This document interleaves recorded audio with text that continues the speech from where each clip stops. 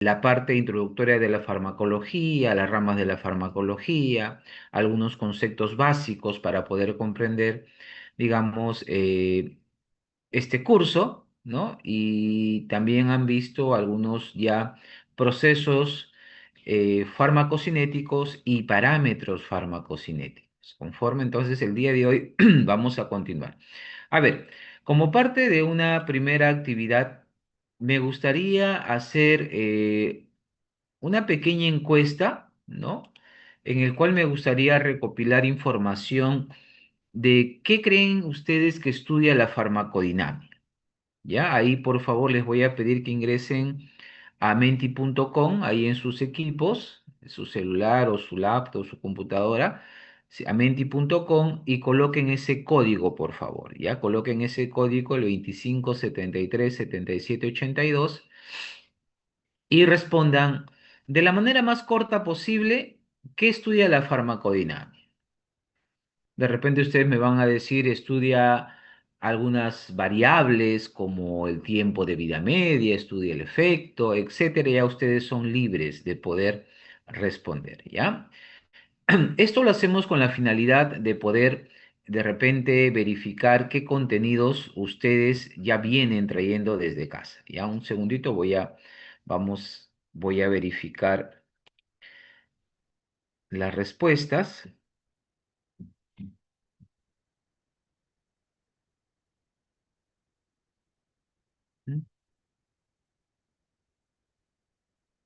Voy a dejar de compartir un minuto.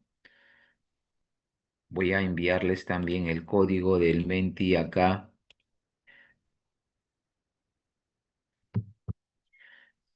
al Zoom.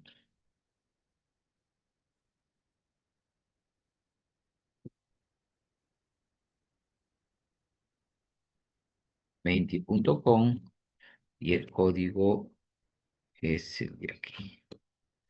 Ese es el código. Voy a ingresar a mi Menti para ver qué opinan ustedes sobre lo que estudia la farmacodinámica.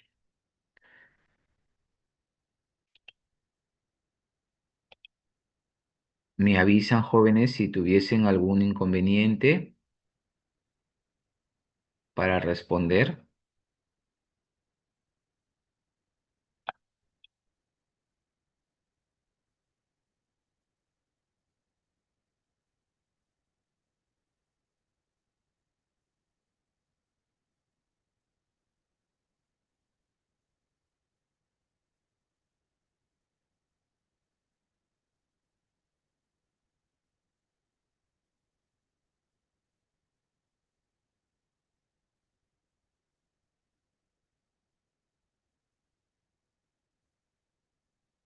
Muy bien, les voy a compartir brevemente mis respuestas.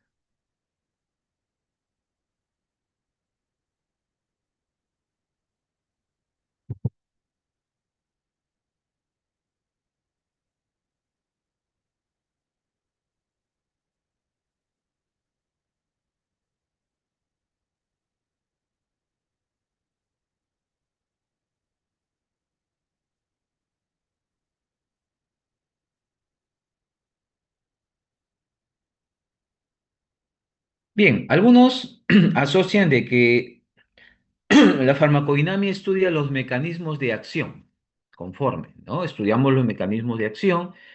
Lógicamente, vemos cómo es que el fármaco en este caso va a causar ciertos cambios, ¿no? O cascadas de reacciones en el organismo y eso va a desencadenar en un efecto farmacológico, ¿no?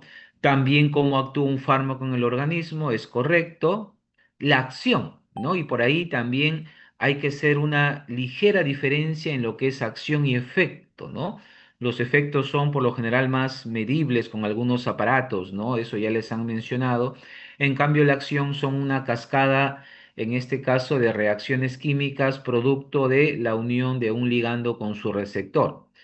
También me dicen que estudia la acción de fármacos, el efecto de los fármacos, ¿no? Sobre el organismo, conforme, y algunos hablan solamente de agonistas, correcto, El agonismo es un proceso en el cual un ligando o principio activo se une al receptor y desencadena un efecto farmacológico. Muy bien. Efectos fisiológicos. Los efectos fisiológicos es parte del mecanismo de acción, el efecto del fármaco, y también me hablan de reacciones en el organismo. Muy bien, entonces digamos que en este caso tienen claro, ¿no? Tienen muy claro que estudia la farmacodinamia, pero ahora vamos a hacer hincapié en algunos puntos, ¿sí? Voy a dejar de compartir para presentar el PPT. Se agradece a todos aquellos que han participado.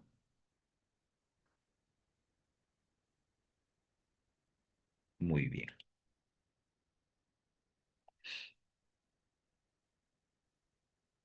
Vamos a aceptar a sus compañeros que están en sala. Muy bien, Catherine, Estrella, Raquel. Muy bien. ¿Pueden observar el PPT, jóvenes? ¿Sí?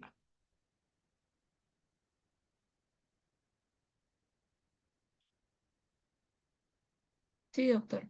Ya, muy bien. Bien, entonces miren, ve, ¿qué estudia la farmacodinamia? Como ustedes habían mencionado, la farmacodinamia estudia los efectos bioquímicos y a la vez efectos fisiológicos de los medicamentos, ¿ya?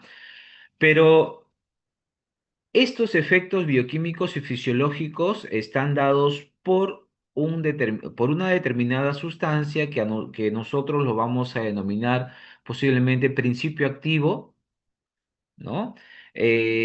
Fármaco en algunos casos, ¿no? Fármaco, que lógicamente es muy diferente al término medicamento, ¿no? Porque los medicamentos ya son, digamos, formulaciones más complejas, ¿no? Tienen forma farmacéutica, los medicamentos tienen cierta dosis, ¿no? Etcétera. En cambio, cuando nosotros hablamos de principio activo o fármaco, aludimos específicamente a la molécula que va a causar esos cambios bioquímicos, esos cambios fisiológicos, y lógicamente eso lo va a hacer mediante diversos mecanismos de acción. Los mecanismos de acción o cascadas de reacciones dentro del organismo pueden ser, digamos, reacciones sucesivas, ¿no? Uno sirve posiblemente como sustrato para otra, pero al final el objetivo es que cause posiblemente un bienestar en el organismo. Puede ser que un medicamento sirva pues para curar una enfermedad, otros para prevenir ciertas enfermedades, otros para diagnosticar una enfermedad, otros simplemente para tratar los síntomas, ¿no? A causa de esa enfermedad, entre otros. Por lo tanto, se dice que la farmacodinamia es el estudio de cómo actúan los fármacos en el organismo una vez, lógicamente, que se ha consumido. Ahora, el fármaco o el principio activo ingresa al organismo. Recuerden que este medicamento, una vez que se administra, por lo general pasa los procesos de absorción, distribución, metabolismo y excreción. Una vez que se ha absorbido, o sea, ha llegado a sangre, empieza a recorrer todo el organismo, empieza a recorrer todo el organismo. Y en ese proceso ubica ciertas estructuras que se llaman dianas moleculares, dianas farmacológicas, o también podemos decir sitio de acción farmacológica. Encuentra por lo general a una estructura llamada receptor, por lo general, no siempre es un receptor, y se une, ¿correcto? Y esa unión desencadena posiblemente un efecto farmacológico. Esa diana molecular o diana farmacológica, por lo general me dice son proteínas, y la mayoría de ellas son proteínas transmembrana. Se encuentran en las membranas celulares, la mayoría, ¿ya? Pero también en algunos casos pueden, me dice, ser componentes macromoleculares, estructuras muy grandes, pueden ser proteínas inclusive que se encuentran en sangre. Puede ser albúmina, puede ser globulina, ¿no? Pueden ser ácidos nucleicos, y en este caso, de repente, la diana molecular no se encuentra en la membrana, sino en este caso se puede encontrar en el núcleo celular. Estas dianas moleculares pueden ser, la mayoría, receptores, la mayoría, ¿ya? Esos receptores pueden clasificarse en canales iónicos y activados por ligando, es decir, van a ser aquellas proteínas que van a aperturar o cerrar canales iónicos, siempre y cuando pues sientan el acople de un principio activo, ¿ya? Hay otros que están acoplados a proteína G, o sea, son en este caso receptores, ¿no? Receptores que están unidos a proteína G, y cuando sienten de que el principio activo se une al receptor, hay un proceso de transducción de señales, ¿no? Y esta proteína G empieza a hacer cambios conformacionales, ¿ya? Y estos cambios conformacionales va a desencadenar a la liberación o a la formación de alguna sustancia, a la activación o inactivación de ciertas enzimas posiblemente. Receptores que son enzimas, ¿no? El receptor es una enzima. Entonces, hay algunos que activan ciertas enzimas o inactivan ciertas enzimas. Hay receptores ligados al ADN, ya eso es a nivel del núcleo celular. Hay moléculas transportadoras, ¿no? Cotransportadores o antitransportadores, ¿no? Cotransportadores a favor de la gradiente, antitransportadores en contra de la gradiente de concentración. Hay canales iónicos activados por voltaje. Miren, aquí al inicio mencionábamos un canal iónico activado por un ligando, o sea, por una unión de una sustancia. En cambio, existen algunos canales iónicos que se activan, se abren o se cierran debido a un cambio del voltaje a nivel de la membrana celular. Recuerden que tanto en el extracelular como en el intracelular existen iones, calcio, magnesio, cloro, ¿no? Bicarbonato, etcétera. Y la unión de esas cargas hace pues que existe un potencial de membrana. Cuando este potencial de membrana se altera, entonces estos canales iónicos procuran regular el voltaje, abriendo o cerrando canales. Por ejemplo, hablamos de la bomba de sodio-potasio ATPasa, por ejemplo, ¿no? Que deja ingresar o salir ciertos iones.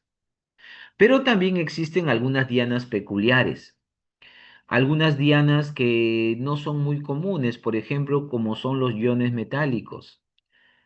¿Qué significa? Que el principio activo lo que busca es al ion. De repente hay intoxicación con mercurio, intoxicación por plomo, intoxicación por diversos metales livianos o pesados. Entonces, lo que hace en este caso el principio activo es buscar, ¿no? Encuentra a este metal, lo engloba, forma estructuras mucho más grandes llamadas quelatos, y de esa manera las va eliminando del organismo.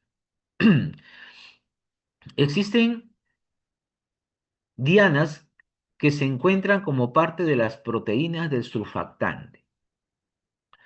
Esta proteína del surfactante alude al surfactante pulmonar, que es parte del proceso de maduración de los pulmones en el feto.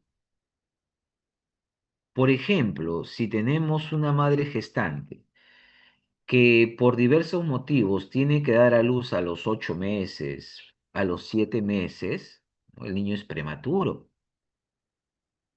Entonces, cuando es necesario por diversos motivos que nazca a esa edad, el médico lo que hace es administrarle ciertos corticoides. Lógicamente le administra a la madre, ¿no? Administra a la madre, pero este corticoide viaja a través del torrente sanguíneo y llega al surfactante pulmonar de ese feto y favorece la maduración de los pulmones, para que cuando a los 7, 8 meses que nazca tenga la suficiente capacidad esos pulmoncitos de hacer el intercambio gaseoso. Miren cómo el receptor es ya la proteína de surfactante. Contenidos gastrointestinales. Por ejemplo, si usted tiene acidez, ¿no? Posiblemente acidez estomacal, en este caso le pueden administrar un antiácido, hidróxido de magnesio, hidróxido de aluminio, ¿no? Y hay asociaciones entre hidróxido de magnesio e hidróxido de aluminio. Hay asociaciones. Este hidróxido lo que busca es neutralizar el ácido gástrico estomacal. Entonces, el receptor o disculpen, o la diana farmacológica, el lugar de acción es el ácido gástrico. Por lo tanto, no siempre es un receptor, no siempre es una molécula portadora, no siempre es un canal iónico, sino que a veces son algunas sustancias que secreta el organismo. ¿Ya? Entonces, los contenidos gastrointestinales también son dianas moleculares. ¿Qué es un ligando?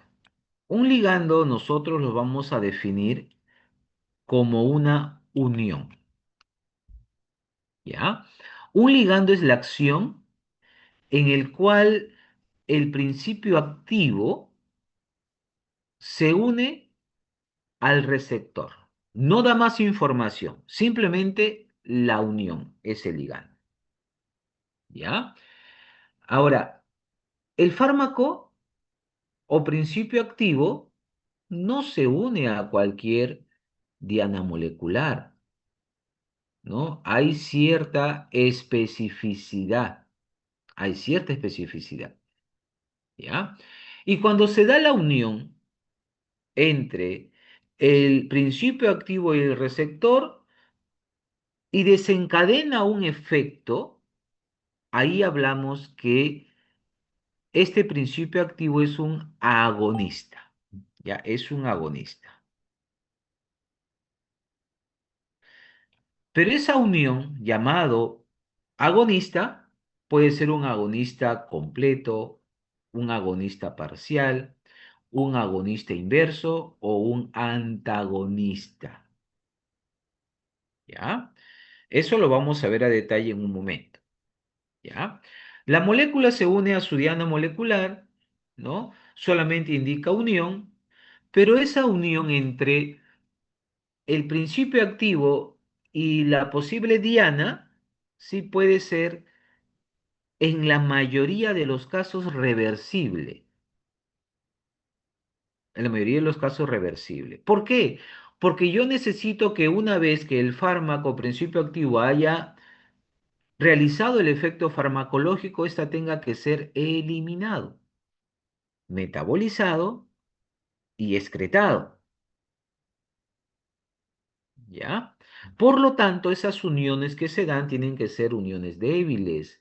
Y esas uniones débiles se dan por lo general mediante enlaces iónicos, enlaces de Van der Waals, puentes de hidrógeno, interacciones hidrófobas, etcétera. Pero ¿qué pasaría si es que la unión es irreversible? O sea, es una unión muy fuerte. Eso se da cuando entre el principio activo y la diana molecular hay un enlace del tipo covalente. ¿Y qué corremos el riesgo? Corremos el riesgo de intoxicarnos con el medicamento,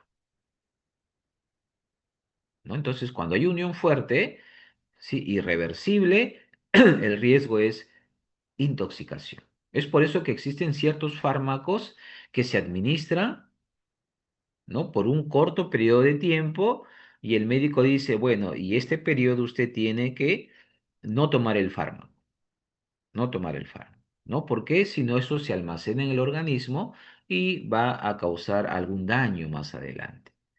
Pero lógicamente los fármacos pues tienen lo que se llama el riesgo-beneficio, ¿no? El beneficio tiene que ser mayor que el riesgo. Los ligandos, las uniones. Las uniones, por ejemplo, se dan por afinidad. No todos los principios activos se unen a todos los receptores. Cuando existe una unión y desencadena un efecto, se dice que existe el término actividad intrínseca. Unión de receptor, ¿no? O principio activo con el receptor y desencadena el efecto actividad intrínseca. Entonces, la actividad intrínseca es la capacidad de un solo complejo fármaco receptor para evocar una respuesta. Y la eficacia es la relación entre la ocupación de receptores y la capacidad para iniciar una respuesta. Hay situaciones donde necesitas ocupar una pequeña cantidad de receptores y ya empieza la eficacia. En algunos casos son directamente proporcional, o sea, a mayor ocupación de receptores, mayor eficacia. Pero hay casos excepcionales donde apenas tú ocupas unas pequeñas cantidades de receptores, se amplifica la señal y la eficacia es máxima. ¿Ya? Y de acuerdo a eso ya vamos a ver los casos. ¿Qué es un receptor? ¿No? Un receptor puede ser una macromolécula. La mayoría hablamos de moléculas que se encuentran transmembrana. ¿Ya? Es una diana farmacológica, ¿no? Me dice que produce una respuesta y tiene una función integradora y amplificadora. Por ahí vienen algunos términos, ¿no? Cuando hablamos de integradora, hablamos pues que es todo un conjunto de actividades que va a realizar este receptor cuando se acopla un determinado principio activo. Hay un sistema que se llama de transducción de señales, o sea, lleva la información desde el extracelular hacia el intracelular, ¿no? Para que se ejecuten, en este caso, acciones farmacológicas. Y la función amplificador está que basta en algunos casos con la ocupación de una pequeña cantidad de receptores para que la respuesta sea máxima. Activa receptores, ¿no? En algunos casos. ¿Qué características tienen los receptores? Por ejemplo,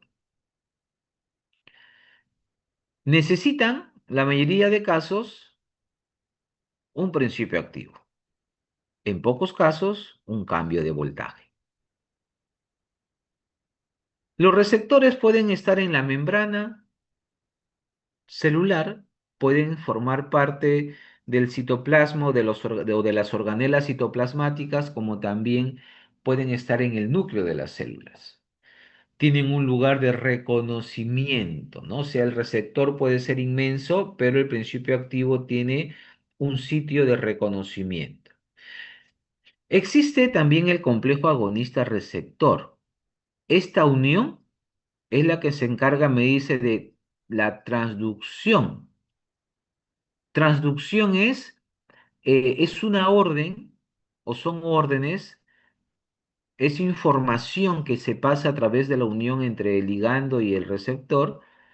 Y esas órdenes van a ser ejecutadas y al ejecutarlos se amplifican las señales. Muchas veces con una pequeña dosis, ¿no? Con una pequeña cantidad de principios activos, sí se ocupan pocos receptores, pero la señal es máxima. Mire, las respuestas tisulares en general no son directamente proporcionales a las respuestas moleculares. Aquí está lo que les mencionaba. No se requiere ocupar la totalidad de los receptores por parte del agonista. Basta con ocupar una pequeña cantidad para que se produzca el efecto farmacológico. Los receptores, me dice, determinan las relaciones cuantitativas entre la dosis y la concentración del fármaco. Ya hemos dicho que existe la selectividad, ¿no? Y estos sirven como intermediarios ante las acciones de agonistas. Ahora, cuando nosotros hablamos de un agonista y de un antagonista, es un término que usted de ahora en adelante ya debe tenerlo claro. Lo normal, miren, ve, aquí existen unas hendiduras. Estas hendiduras representan a un receptor. Normalmente en el organismo se están desarrollando múltiples funciones, ¿no? Múltiples. Recuerden que nosotros tenemos, existen, por ejemplo, sustancias exógenas y sustancias endógenas, entre comillas, fármacos endógenos y fármacos exógenos. Los exógenos son aquellos que nosotros lo administramos, pero los endógenos son las que regulan funciones fisiológicas como neurotransmisores, hormonas posiblemente, ¿ya? Estas están trabajando normalmente bajo ciertos receptores. Entonces, si esta sustancia química normalmente en mi organismo está ingresando a un receptor, por ejemplo, los neurotransmisores, hay una actividad celular normal. Esto es lo normal que ocurre en el organismo. Pero si yo administro una sustancia y esta sustancia, ¿no? Por afinidad se acopla a este receptor y desencadena algún cambio, por ejemplo, incrementa la actividad celular, estimula al sistema nervioso central, por ejemplo. Entonces, a eso se le llama un fármaco agonista, ¿ya? Los agonistas son aquellos que se unen a un receptor específico y desencadenan un efecto farmacológico. Pero también, mira, si es que esa sustancia, en vez de desencadenar el efecto farmacológico diferente, simplemente bloquean al receptor. Ojo, lo único que estoy haciendo es bloquear al receptor, impidiendo la acción de otra sustancia. A eso se le llama antagonista. Entonces, hay un agonista y hay un antagonista. En el agonista hay, mira, actividad intrínseca, o sea, se genera un cambio. En cambio, en los antagonistas solamente bloquea impidiendo la acción de otra. Por lo tanto, hay una inhibición de una actividad celular. Lo normal era que esta estructura verde se una a esta hendidura y desencadene una actividad normal. Y otra cosa es que una sustancia bloquea el receptor impidiendo que se ejecuten actividades fisiológicas normales. A eso se le llama antagonista. Por ejemplo, por ejemplo, si usted consume, vamos a suponer que usted consume pescado, ¿ya? Se va a una cevichería, ustedes saben que el pescado es uno de los productos muy perecibles. Y digamos que esa cevichería tiene guardado muchísimo tiempo el pescado, mariscos, usted consume y resulta con un proceso de intoxicación. Esa intoxicación del pescado se debe a una proteína que inicialmente es histidina. Histidina. Tiene gran cantidad de la proteína histidina. Pero, como es un producto perecible, esta histidina suele transformarse en histamina. Entonces, cuando consumimos un producto de tipo marino en mal estado, estamos consumiendo ciertos niveles de histamina. Es por eso que empezamos, por ejemplo, ¿no? Con la fiebre, nos salen las ronchas, ¿no? Picazón en el organismo, ha sido una intoxicación por histamina. Y normalmente vamos a suponer que este verde sea la histamina. Entonces, la histamina buscará su receptor histaminérgico H1 y se unirá a la histamina y habrán todos los efectos negativos. Inmediatamente recurrimos al médico, a la farmacia, etcétera, y le dice, señor, para ese proceso le vamos a dar un antihistamínico. Y el de elección por lo general es clorfenamina. Entonces, cuando usted consume el antihistamínico clorfenamina, la clorfenamina va a llegar aquí y va a bloquear al receptor H1. Lo bloquea, impidiendo que la histamina que ya está en mi organismo siga haciendo el efecto negativo. Solamente lo bloqueó. ¿Ya? Ahí hablamos que la clorfenamina como antihistamínico es un antagonista de la histamina. Entonces, eso es un antagonista. Aquel que solamente bloquea el receptor impidiendo la acción de una sustancia que estaba causando algún daño negativo en mi organismo. Estos receptores son específicos, ¿ya? Estos receptores reconocen estructuras químicas. Por ejemplo, puede ser que reconozca grupos hidroxilo, grupos feniles, grupos metilos, grupos cetonas, etcétera. Entonces, es específico, ¿no? Para un determinado estructura celular, o disculpen, una estructura química, ¿no? Estructura química. Tiene la sensibilidad. Quiere decir que existe pues un sistema de amplificación. Ocupa unos cuantos receptores y basta para que se desencadene un efecto farmacológico. Es selectivo, ¿no? Porque me dice, desencadena un número limitado, o en este caso, las respuestas se dan cuando se une un número limitado de sustancias químicas, que reconoce grupos estructurales con propiedades electrónicas muy similares. Por ejemplo, yo les mencionaba el caso de del alcohol, ¿no? Del alcohol. Si por X motivos nosotros consumimos metanol, entonces ese metanol se va a ir acumulando en mi organismo. Ese metanol se va a unir a ciertos receptores y mi organismo tiene enzimas como son las deshidrogenasas para eliminar etanol, más no metanol. Entonces, en este caso, cuando usted tiene un proceso de intoxicación por metanol, el antídoto es que usted beba etanol. Y una vez que ingresa el etanol al organismo, compite con el metanol por el sitio de acción. Lógicamente existe la especificidad.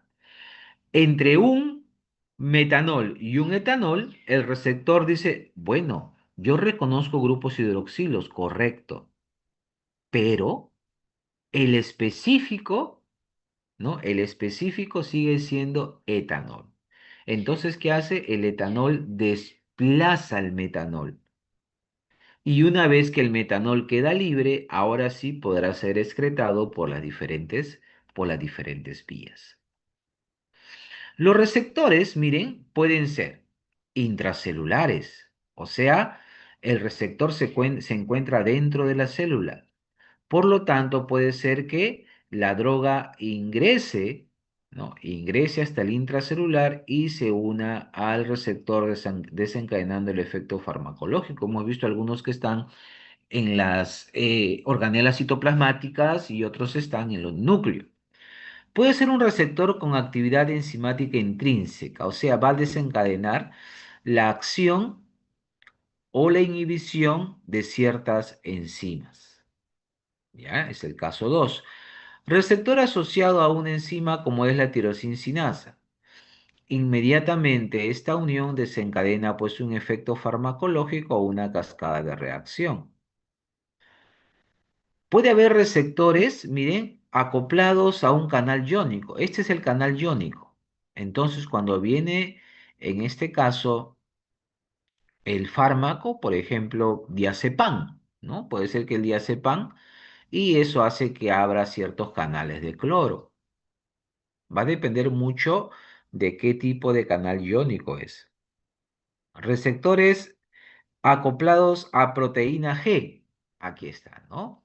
En este caso, este receptor, ¿no? Está acoplado a proteína G. Apenas reconoce su unión, hay una transducción de señales.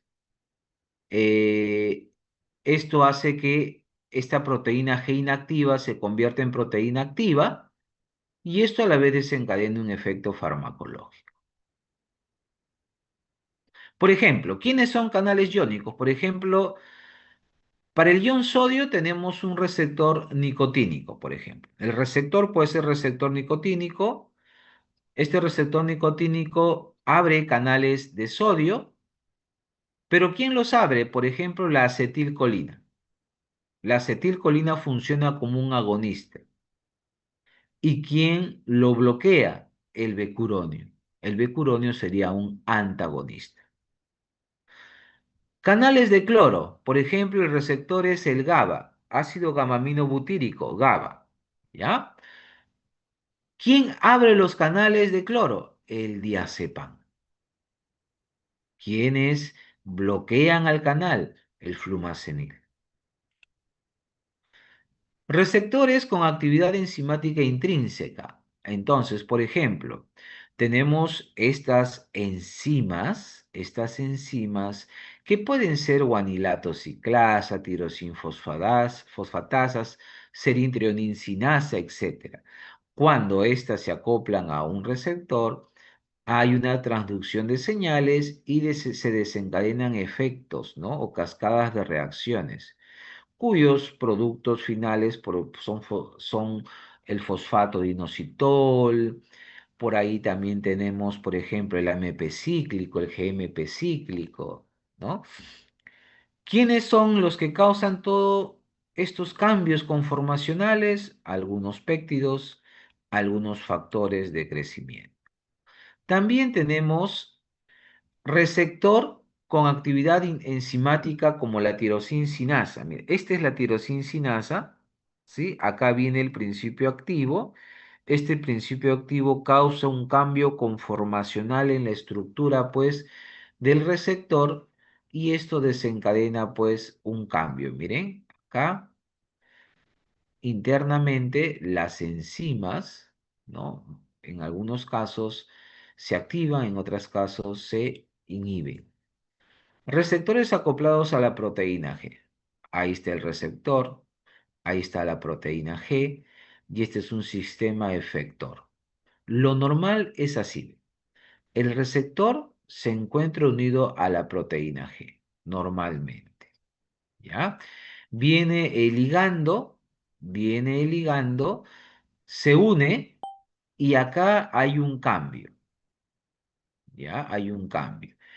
De proteína G inactiva en proteína G activa, ¿ya? Y esto hace que se una específicamente alguna sustancia y desencadena un efecto, ¿no? Generalmente me dice el sistema efector activado genera segundos mensajeros. Receptores intracelulares a nivel, por ejemplo, del ADN. ¿Quiénes funcionan? Por ejemplo, receptores de glucocorticoides. ¿Quién lo causa? Por ejemplo, agonistas como la budesonida. ¿Quién lo antagoniza? La mifepristona. Receptor de estrógenos, el etinil-estradiol, ¿no? Anticonceptivo, ¿no? Es una hormona. ¿Quién lo antagoniza? El tamoxifeno. Receptores de progesterona, ¿no? Por ejemplo, agonistas, la noretinderona y antagonistas, el danazol.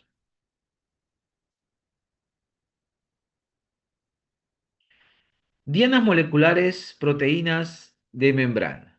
A ver. ¿Recuerdan que decíamos que por ahí teníamos ciertas bombas, ¿no? Que regulaban el potencial de membrana, ¿no? Por ejemplo, tengo una bomba asociada a las ATPasas, ¿no? La bomba de sodio-potasio ATPasa, la bomba de hidrógeno ATPasa, ¿no? Por ejemplo, aquí, miren, lo único que hace es, en este caso, el principio activo se une al receptor y eso hace, pues, o que se desencadene un efecto farmacológico, o que se abran o se cierren los canales, o también puede ser que hay un cambio conformacional donde se acopla, ¿no? El ligando al receptor, este tiene un cambio conformacional y hace que ingrese el principio activo, ¿no? En el primer caso son bombas, en el segundo caso son canales iónicos y aquí sirven como transportadores, ¿ya? Del extracelular al intracelular. Por ejemplo, las bombas asociadas, ¿no? A los ATPs son las famosas ATPasas. ¿Qué hacen? Transportan iones a través de la membrana celular en contra de su gradiente, este caso de aquí, ¿ya? Utilizan un transporte activo, claro. Si es en contra de la gradiente de concentración, por lo general utilizan energía, ¿ya? En contra de la gradiente. Ya es un transporte activo. Para mantener desfavorable la concentración intracelular dice de algunos iones, como el sodio, el hidrógeno, el calcio, etcétera. ¿Quiénes son bombas, por ejemplo? ¿No? Por ejemplo, la ATPasa, la sodio-potasio ATPasa, que se encuentran en las membranas celular manteniendo el equilibrio de la membrana, potencial de acción.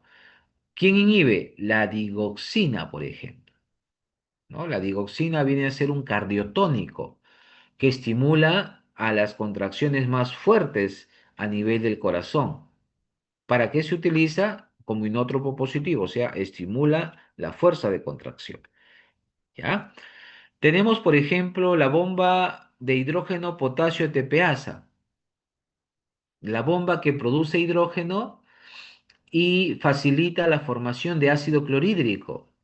Por lo tanto, si existe mucho hidrógeno, mucho ácido clorhídrico, esto puede dañar el estómago, siempre y cuando pues consumamos alimentos fuera de las horas, ¿no? Aquellos que hacen de repente ayunas, normalmente consumen alimento a la 1, pero tuvieron que estudiar y consumieron alimento a las 3 de la tarde. ¿Qué pasó ahí?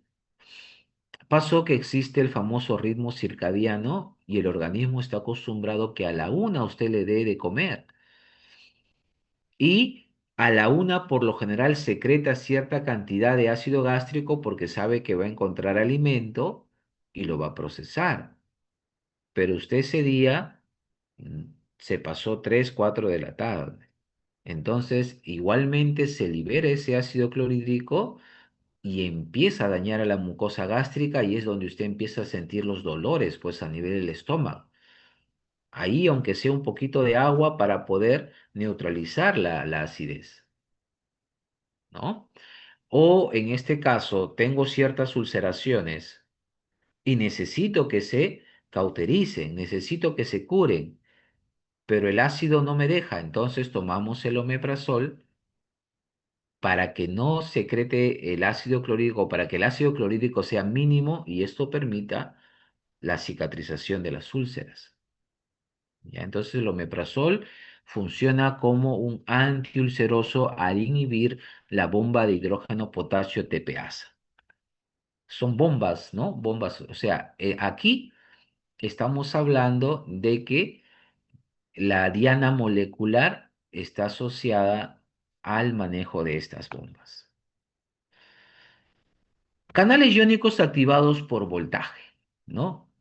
Me dice, transportan por lo general agua y iones específicos a favor de su gradiente de concentración y potencial eléctrico. Existe siempre que mantener por lo general la membrana celular a unos menos 90 milivoltios, ¿no? Que es lo que se considera.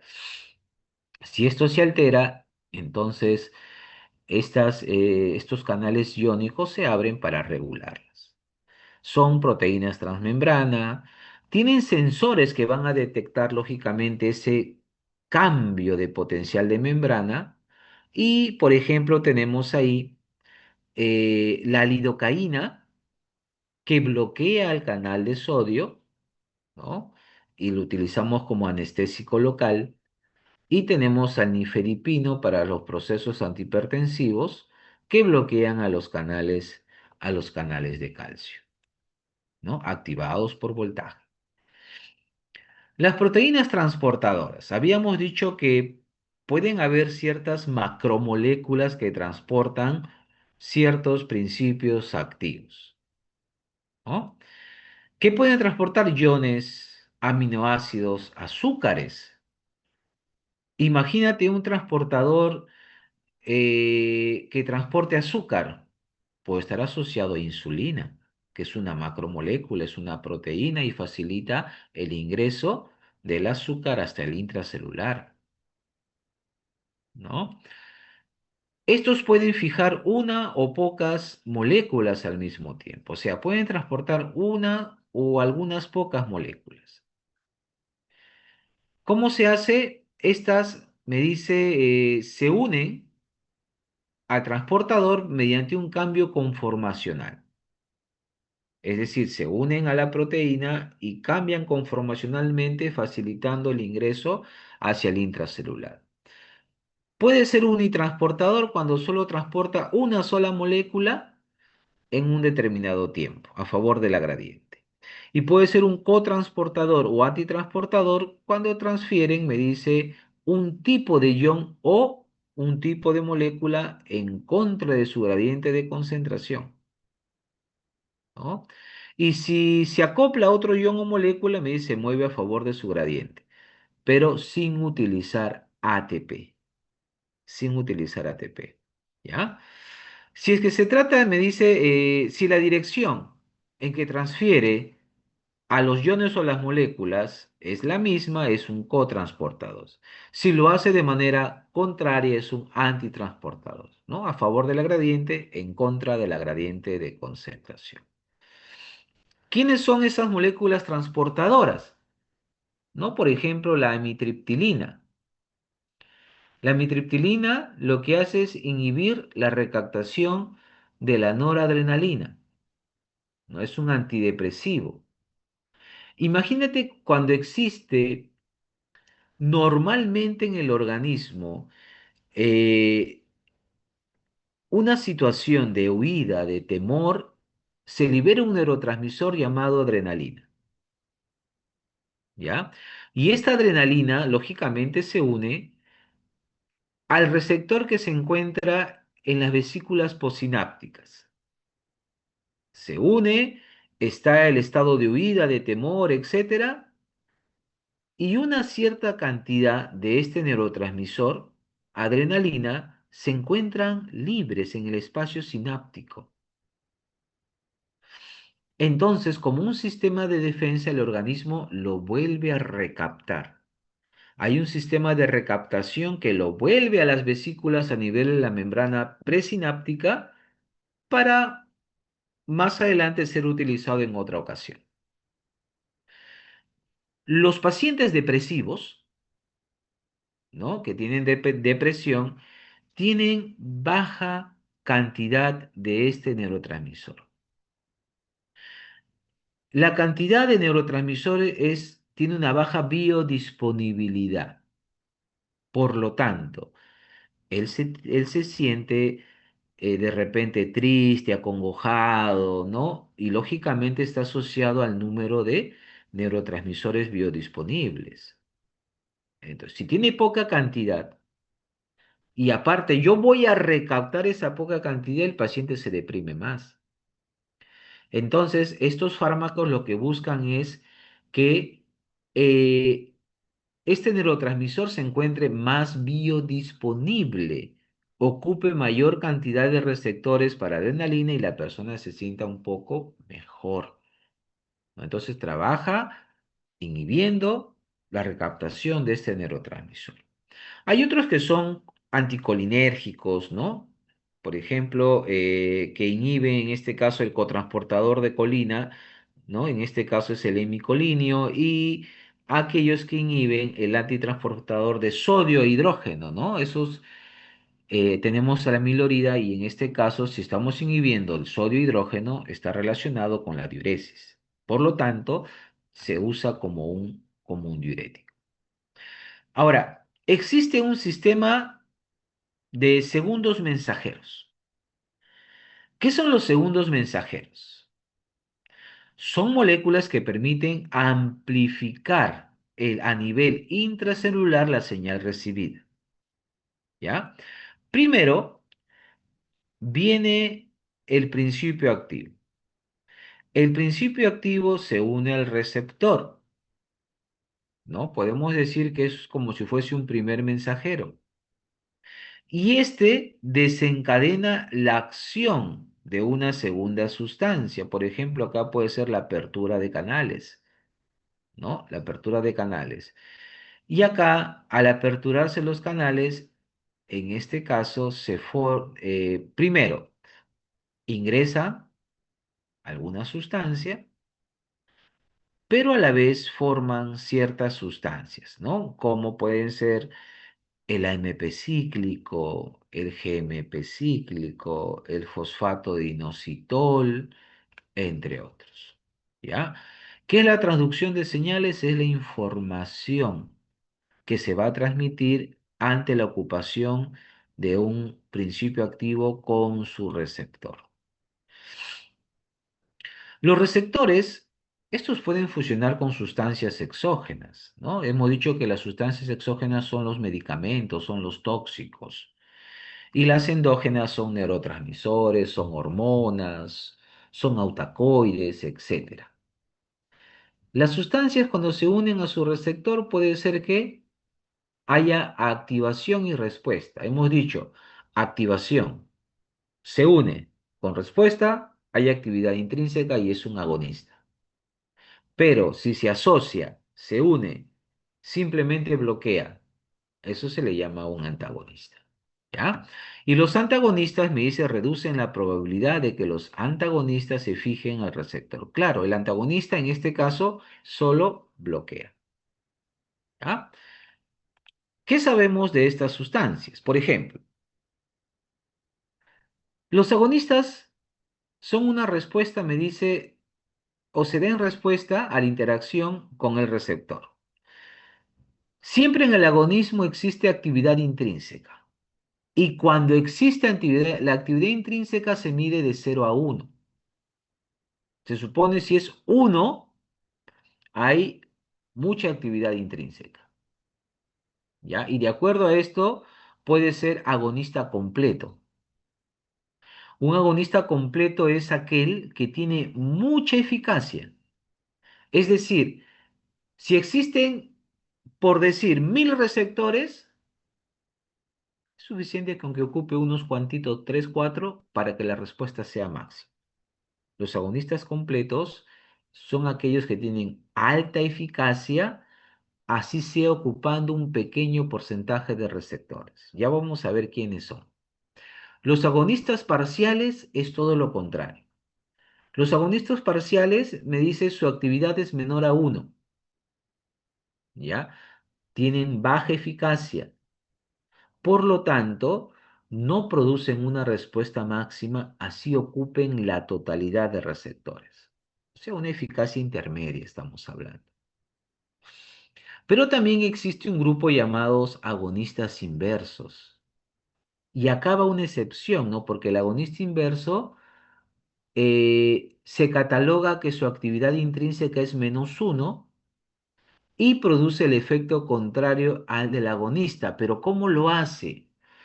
Lo hace en este caso disminuyendo la actividad del receptor, ¿ya?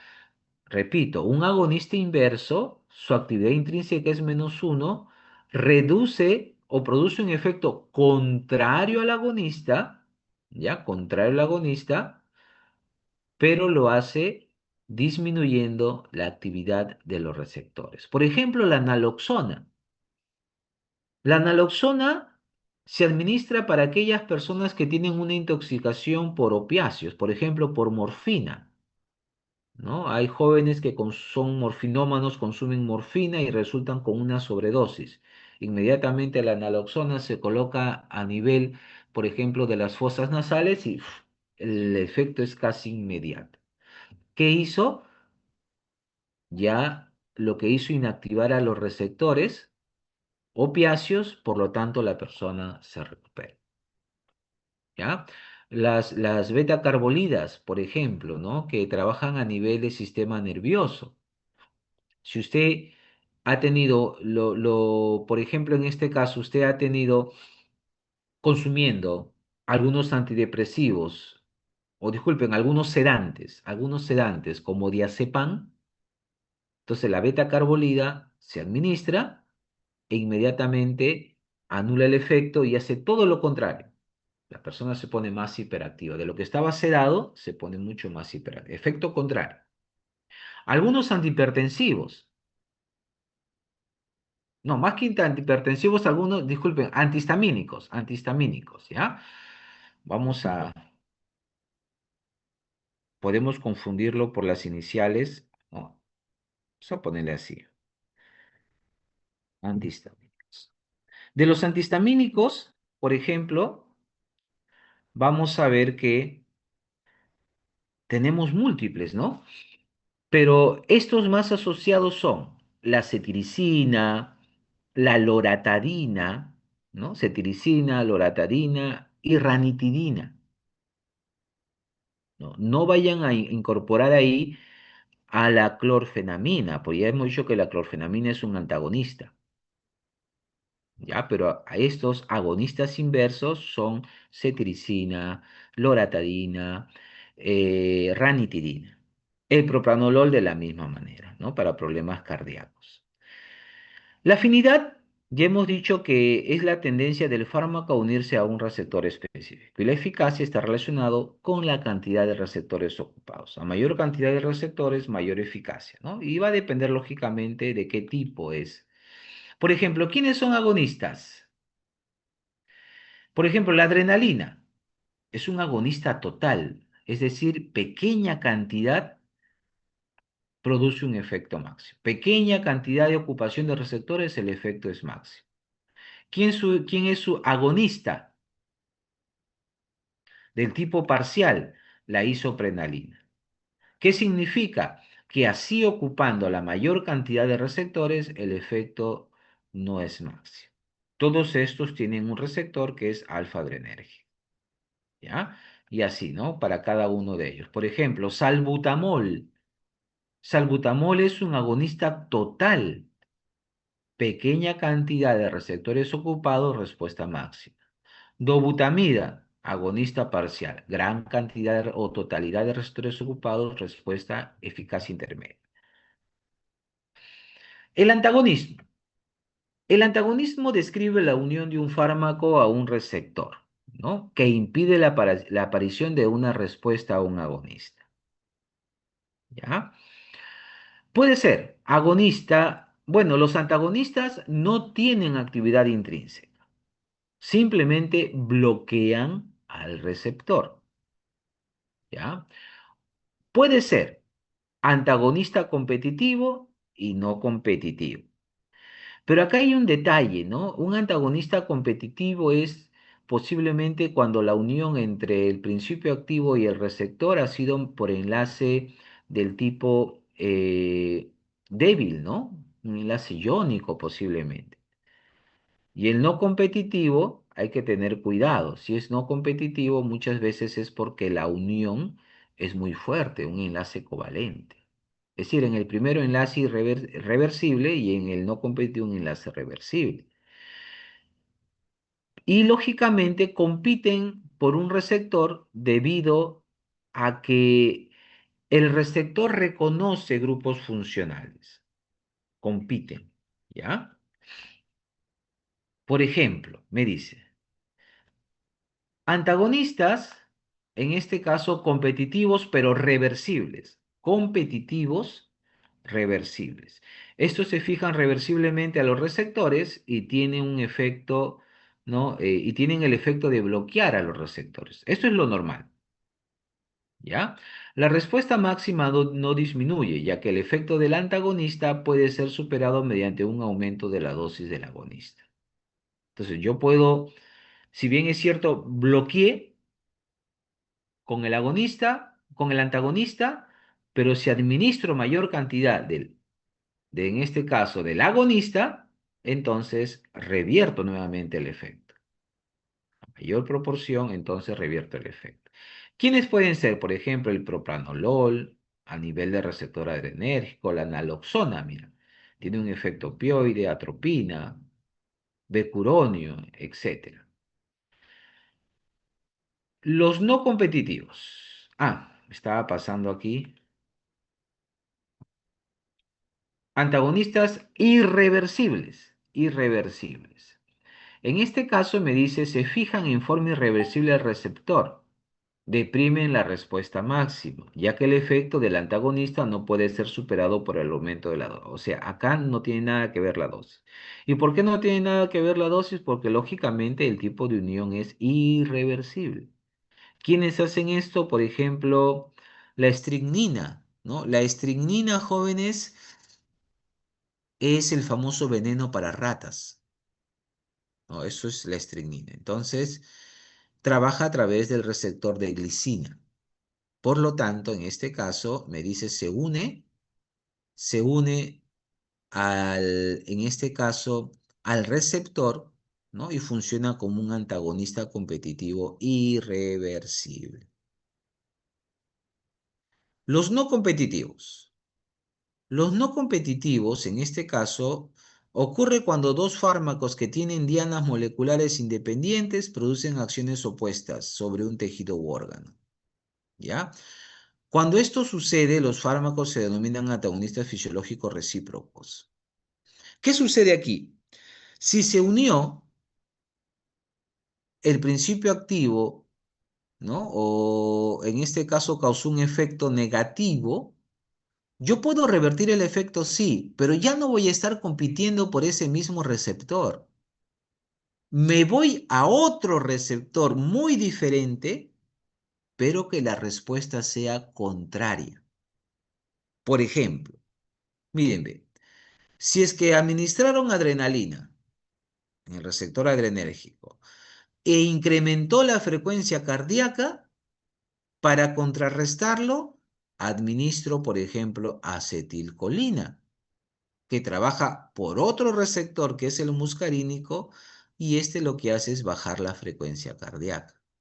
Entonces, no compito por el mismo receptor, busco otro receptor que haga el efecto contrario. Si la adrenalina causa vasoconstricción, administro histamina que causa vasodilatación.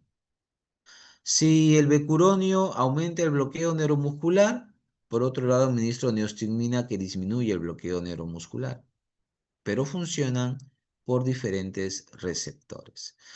Aquí, por ejemplo, tenemos algunos principios, disculpen, tenemos acá lo que se llama antidotismo. Y el antidotismo, por lo general, se aplica cuando alguna persona se ha intoxicado por diversos motivos, ¿no? Por ejemplo, antivenenos, ¿no? Antitoxinas para toxinas bacterianas. Si tengo los metales pesados, agentes quelantes, ¿no? Si tenemos por ahí, por ejemplo, intoxicación por monóxido de carbono, oxígeno, intoxicación por metanol, etanol. Tenemos, por ejemplo, intoxicación por cianuro, nitrito, intoxicación por paracetamol, acetilcisteína, y así sucesivamente. Pero estos antídotos no se encuentran, digamos, en todos lados, ¿no? Sino que va a depender mucho de la ubicación geográfica y va a depender mucho de qué tanto estemos, en este caso, expuestos a estas sustancias, ¿no? Por ejemplo, un agente quelante, de repente lo encontraré en puestos de salud cercas a zonas mineras. Por ahí si hablamos de un antiofídico, entonces de repente encontraré eso en algunos puestos de salud, etcétera, de la selva, ¿no? Donde hay serpientes. En la costa, a lo mucho que estamos expuestos, si hablamos de venenos, de repente es algunos para una picadura de araña, ¿no? Pero, como le digo, es variable, ya es variable. ¿Qué es la dosis? ¿Qué es la dosis? La dosis es la cantidad de fármaco por unidad de tiempo, ¿no? Está asociado al peso del paciente, ¿no? Para, lógicamente, que me asegure el efecto farmacológico. Pero también tengo dos términos muy importantes. Yo necesito saber la dosis efectiva media. La dosis efectiva media me dice es la dosis de un agente farmacológico necesario para producir un efecto específico en la mitad de la población. ¿Recuerdan que en el tiempo de las vacunas del COVID teníamos nosotros un conjunto de personas que se habían ofrecido para formar parte de un estudio, ¿no? En el cual pues estaban evaluando qué tan efectivas eran las vacunas. Pero ahí, para saber con exactitud los efectos producidos, ellos no conocen qué se les está administrando.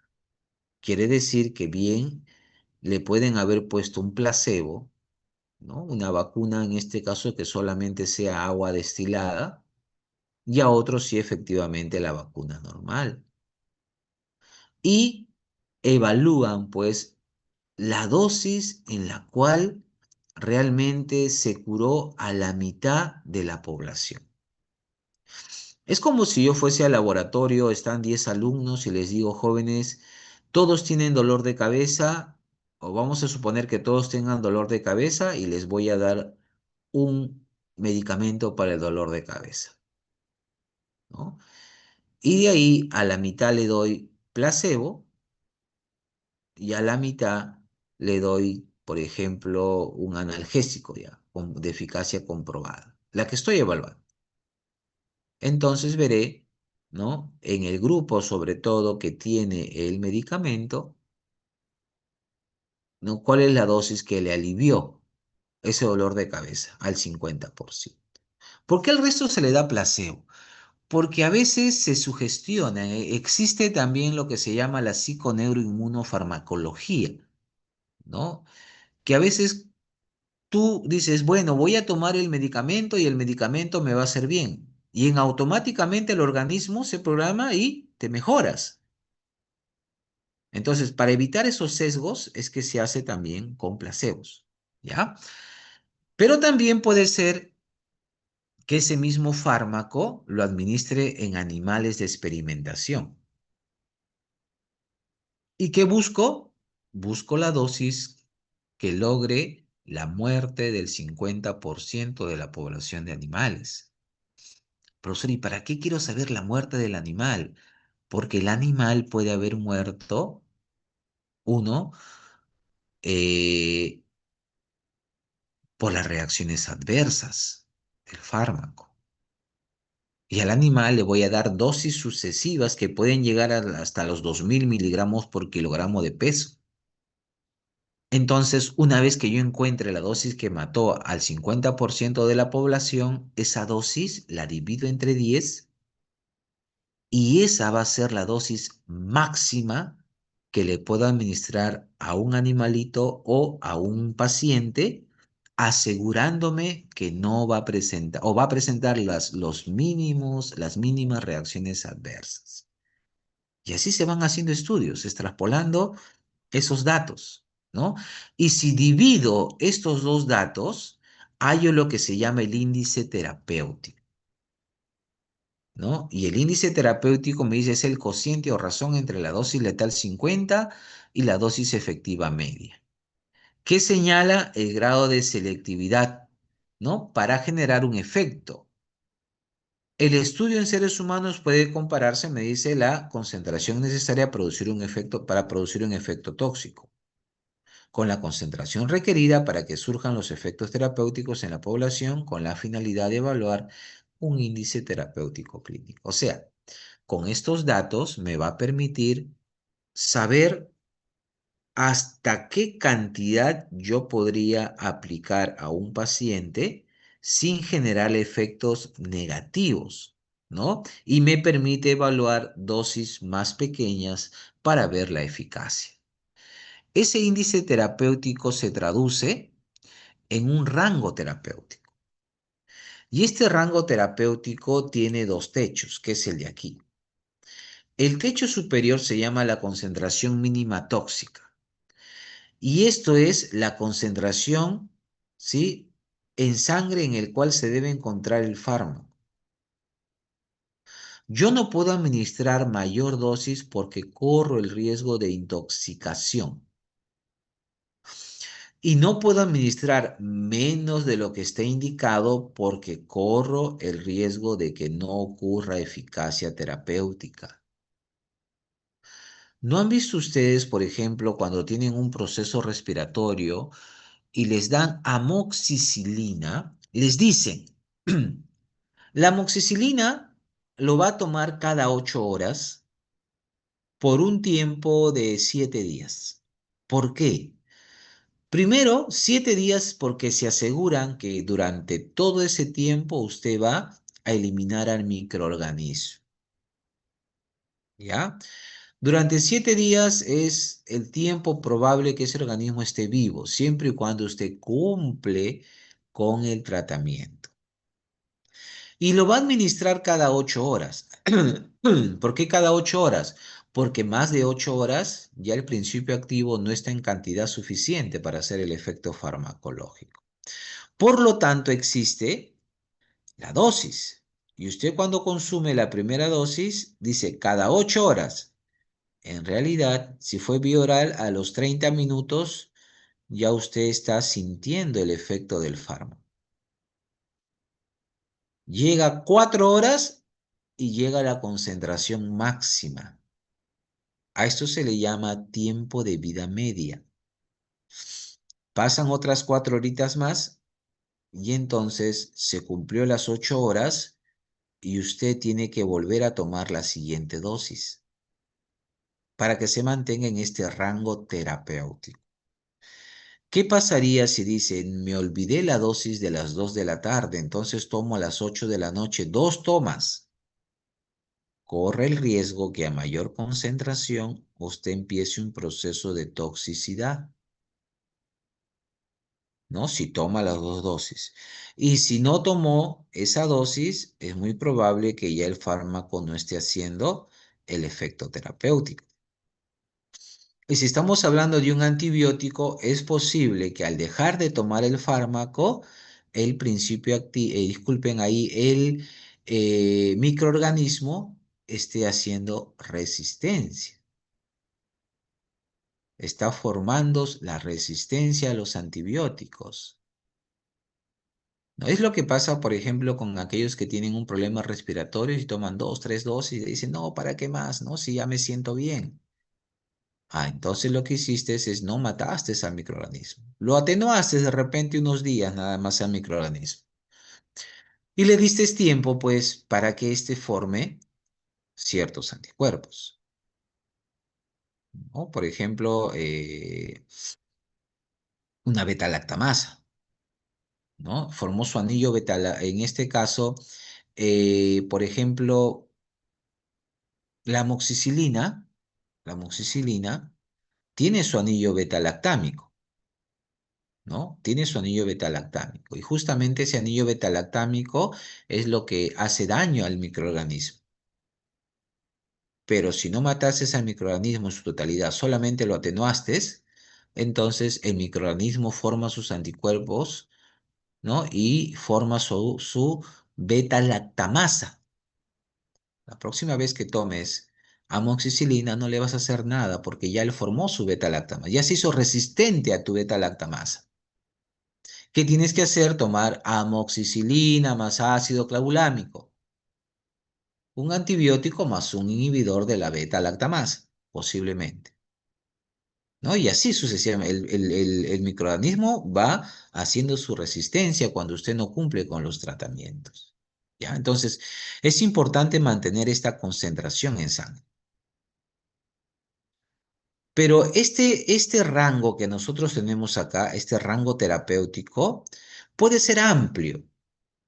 Existen algunos fármacos, sobre todo los que son de venta libre, los OTC, que son de venta libre porque no sugieren un riesgo inmenso por tomas sucesivas. El riesgo existe siempre, pero no es tan fuerte. Por ejemplo, el tomar paracetamol, ¿no? Que inclusive usted va a una tienda, encuentra paracetamol, encuentra sal de Andrews, encuentra Ponstan, ¿no? Ponstan encontramos en una tienda. Entonces, estos fármacos por lo general son de amplio margen terapéutico, amplio rango terapéutico. Y además, usted lo consume solamente para aliviar, disminuir algunos síntomas producto de repente del proceso de menstruación, por ejemplo, del resfrío, algún dolor muscular, ¿no?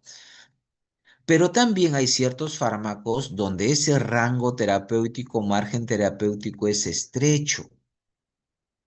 Entonces, en ellos hay que tener más cuidado. ¿Por qué? Porque ligeras variaciones, si son menores, hay un fracaso terapéutico. Y si son mayores, hay toxicidad. ¿Quiénes son? Algunos antibióticos, por ejemplo, la vancomicina, la micacina, la gentamicina, ¿no? Por ejemplo, gentamicina causa ototoxicidad, se quedan sordos, ¿no? Con el uso continuo. Algunos anticonvulsivantes, fenitoína, carbamazepina, valproato, cardiotónicos como la digoxina, antiarrítmicos como la miodarona, antiasmáticos como la teofilina, inmunosupresores, ¿no? Puedes deprimir el sistema inmunológico al máximo. Y los antidepresivos tricíclicos. Entonces, estos son algunos de los tantos que habría que tener mucho cuidado, ¿no? ¿Qué diferencia existe entre la eficacia y la potencia? La eficacia está relacionado, jóvenes, con la capacidad, me dice que tiene un fármaco de producir un efecto terapéutico, ¿no?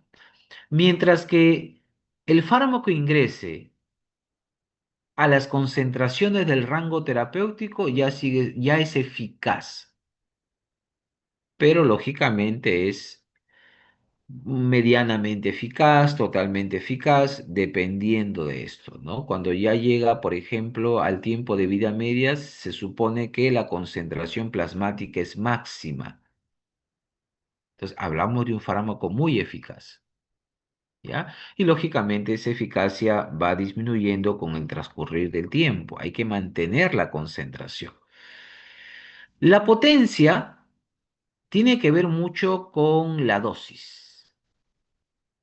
No es igual tomarse un paracetamol para el dolor de cabeza que tomarse un diclofenaco para el dolor de cabeza. El paracetamol requiere de 500 miligramos para que te elimine el dolor de cabeza. Y el diclofenaco basta con 50 miligramos para eliminar el dolor de cabeza.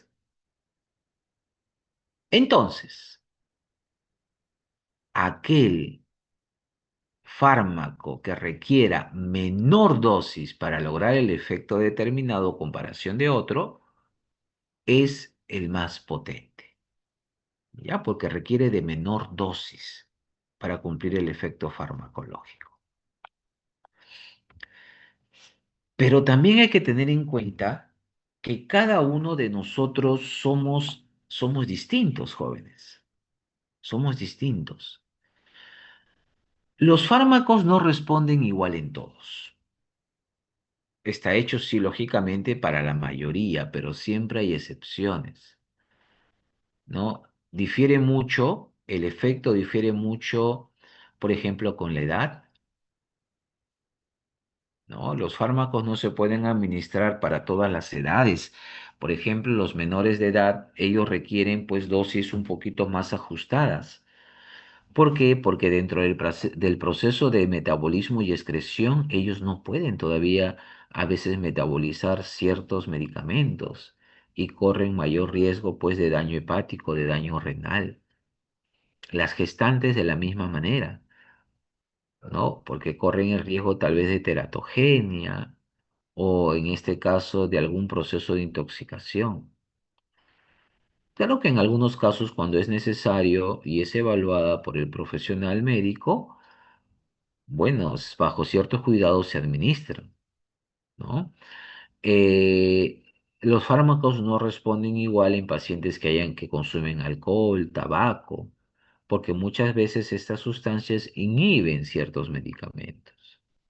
No respondemos igual a un fármaco porque a veces tenemos enfermedades como diabetes, sobrepeso, eh, problemas renales, problemas hepáticos, la polifarmacia, ¿no? Por ejemplo, la polimedicación que menciona ahí, los adultos mayores consumen muchos fármacos a la vez. Medicamentos para la presión, medicamentos para problemas gástricos, medicamentos para problemas renales, para la diabetes, calcio, ¿no? En fin. Entonces, ahí puede ocurrir ciertas interacciones medicamentosas. Personas que tienen de repente deficiencia en la función inmunitaria, constitución genética, bueno, eso ya lo van a ver específicamente con el doctor Okamoto, pero también pues respondemos de manera diferente a los fármacos. ¿Qué factores modulan, modifican el efecto de los fármacos? ¿No? Por ejemplo, algunos somos muy hiposusceptibles a los fármacos. Quiere decir que a ciertas dosis casi no nos hace efecto los fármacos. Y tiene que ver con que, lógicamente, tenemos cierta variabilidad. O somos hipersusceptibles, ¿no? Pequeñas cantidades, pequeñas concentraciones de fármaco hacen que nuestra respuesta sea máxima. ¿Y eso a qué se debe? Por ejemplo, a una sensibilización o desensibilización. ¿Ya? Existen en el organismo algunos mecanismos como son el up regulation y el down regulation, ¿no? Donde el organismo en algunos casos estimula la formación de más receptores y en otros casos estimula a la inactivación de ciertos receptores, como un mecanismo de regulación o defensa, pero lógicamente tiene un límite. Existe lo que se llama la taquifilaxia y la tolerancia. Estos tienen que ver con desensibilización, ¿no? La taquifilaxia es cuando hay una desensibilización aguda, muy rápida. Por lo tanto, la administración repetida de fármaco y la concentración mayor de fármaco es necesario. O sea, al paciente le administras una dosis de un fármaco y a los minutos ya no hace efecto. Y necesitas hacer administraciones más sucesivas y cada vez subir la dosis. Pero esa desensibilización se da en minutos. Pero también hay personas que desarrollan esa desensibilización a largo plazo, en semanas o en meses. Y a eso nosotros le llamamos tolerancia. Requiere mayor cantidad de fármaco para producir el efecto farmacológico, pero eso se va haciendo, ¿no? En el transcurso de semanas o meses se va evaluando. Y también nosotros tenemos lo que se llama la idiosincrasia. La idiosincrasia me dice, son reacciones adversas a fármacos, ¿no? No todos reaccionamos igual a los fármacos. Por ejemplo, uno puede tomar la amoxicilina y a unos le causa dolor estomacal, otros tienen procesos diarreicos, otros tienen dolor de cabeza, ¿no? Otros tienen mareos, ¿no? Y se da a dosis usuales, ¿ah? Se da administrando adecuadamente y oportunamente el fármaco, pero sucede. Como también hay situaciones donde consumiendo amoxicilina, digamos, los pacientes no tienen reacciones adversas y eso sería lo más adecuado, pero sucede, ¿ya? Entonces, se presenta en una pequeña fracción de pacientes y no tiene una relación evidente con la dosis, o sea, no tiene nada que ver con las dosis son adecuadas. ¿Ya? Los tratamientos o duración de tratamientos son adecuados. ¿Ya? ¿Qué suelen aparecer? Por ejemplo, manchas, petequias, alteración, en este caso de la coagulación, ¿no? Eh, por ejemplo, alteración de la serie blanca, una alteración de, por ejemplo, linfocitos abastonados, segmentados, neutrófilos, basófilos, ¿no? Por la administración correcta del fármaco. ¿Es una respuesta inusual, me dice, o una respuesta habitual exagerada a dosis habituales de algunos fármacos en muy pocos individuos? Y por si acaso no están asociados a ciertas alergias al medicamento. Es decir, no tiene un origen, digamos, del tipo inmunológico, ¿ya? No vaya a meter acá en la idiosincrasia, por ejemplo, las alergias a las penicilinas, ¿no? Ahí es inmunológico, entonces no tiene causas, en este caso, a procesos de alergias, ¿ya? Bien, hasta ahí, jóvenes, ¿alguna pregunta, alguna duda? Miren, les voy a compartir. Este es el link de asistencia, ¿ya? Pero para este link de asistencia se requiere, a ver, un ratito voy a dejar de compartir. Para el link de asistencia yo requiero que ustedes respondan unas preguntas, ¿ya? O sea, el link de asistencia viene asociado a un cuestionario de 5 preguntitas.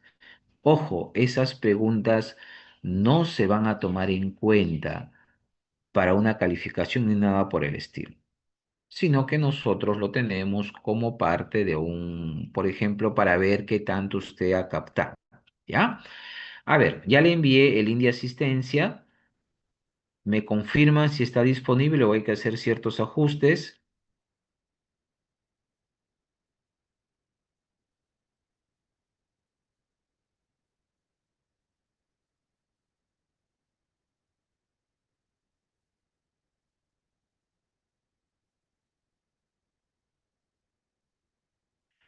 Tienen hasta las 9:40 para responder, por favor.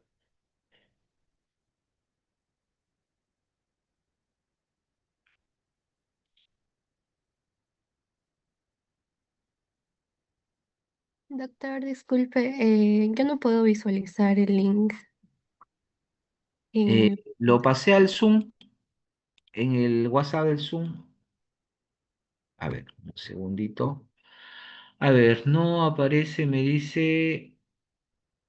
Ah, ya, ya, un segundito. No sé, participantes de la sala.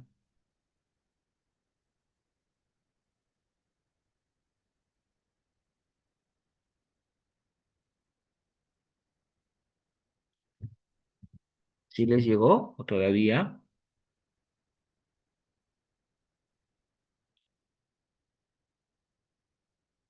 No, doctor, No, todavía. doctor. Ya, un segundito, por favor.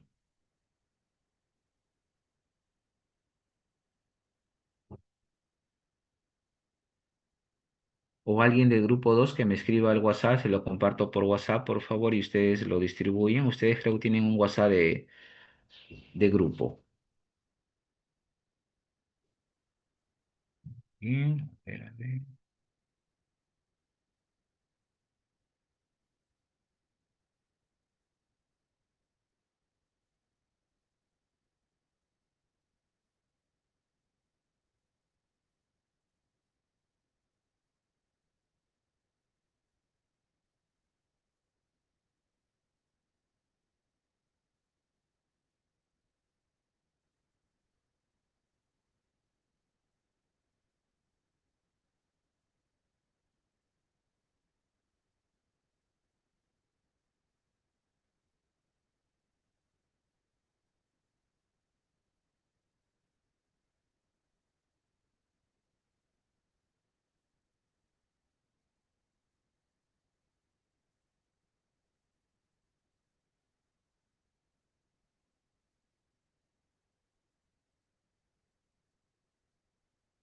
A ver, ¿ahí les llegó todavía?